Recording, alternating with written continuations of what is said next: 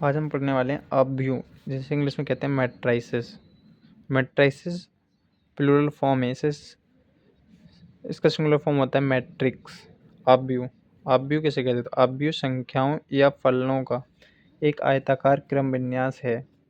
इन संख्याओं या फलनों को अपव्यू के अवयव अथवा प्रविष्टियां कहते हैं। अपव्यू को अंग्रेजी वर्णमाला के बड़े अक्षरों द्वारा व्यक्त करते हैं, जैसे बड़े अक्षर जैसे कैपिटल एक्स, वाई, जेड, ए, बी, सी आदि।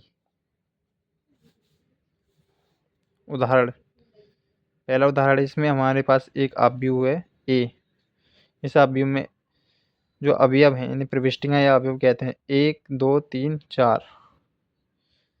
ऐसे ही हमारा दूसरा अपव्यू है वी, जिसके अंदर जो हमारे अवयव हैं sine theta, cos theta, minus cos theta, sine theta. ये फलन है, यानी साइन थीटा क्या है? एक फंक्शन है।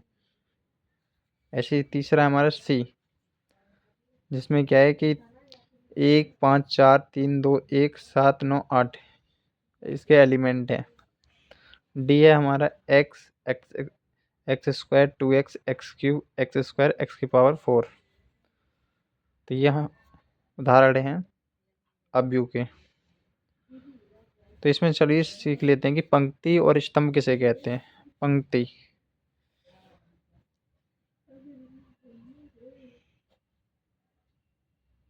पंक्ति जिसे इंग्लिश में कहते हैं रो, और कॉलम यानी स्तंभ,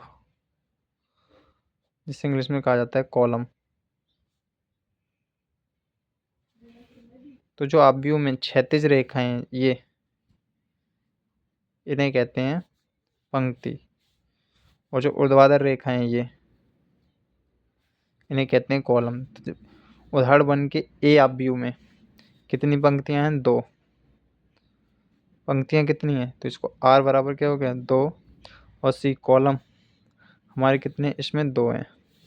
दूसरे अपव्यू में देखेंगे तो इसमें भी रो 2 हैं और कॉलम भी 2 हैं। तीसरे में देखेंगे तो आर कितनी होगी? क्षैतिज रेखाएं कितनी है? देखिए 1 2 3, तो आर 3 हो गया। सी, तो ये देखिए 1 2 3, तो स्तंभ भी हमारे कितने हो गए? 3। डी अपव्यू में देखिए तो आर कितने हैं? 3, लेकिन स्तंभ इसमें कितने हैं? 2, एक ये है और एक ये है। तो चलिए अब हम देख लेते हैं कि अपव्यू की कोटि किसे कहते हैं। अपव्यू की कोटि जिसे कहते हैं इंग्लिश में ऑर्डर ऑफ अ मैट्रिक्स। किसी भी अपव्यू की कोटि क्या होती है? अपव्यू की कोटि क्या होती है? उस अपव्यू में पंक्तियों की संख्या मान लीजिए m है, और उसकी गुना हम करते हैं n से। n होता है यहाँ पे क्या? स्तंभों की संख्या, mn ये होती है अपव्यू की कोटि। जैसे मान लीजिए a है, a अपव्यू की कोटि क्या होगी? तो a में पंक्ति कितनी है हमारी? 2, तो 2 गुना, और ये m क्रॉस n होती है, ऐसे करके लिखा जाता है। इसको प्रदर्शित करते हैं m क्रॉस n से, गुना नहीं करते हैं लेकिन इसको प्रदर्शित करते हैं ऐसे। तो m क्रॉस n तो 2 क्रॉस 2, तो इसको बोलते हैं 2 क्रॉस 2 का मैट्रिक्स है A। ऐसे मान लीजिए यहाँ पे C मैट्रिक्स की बात करते हैं। C के लिए,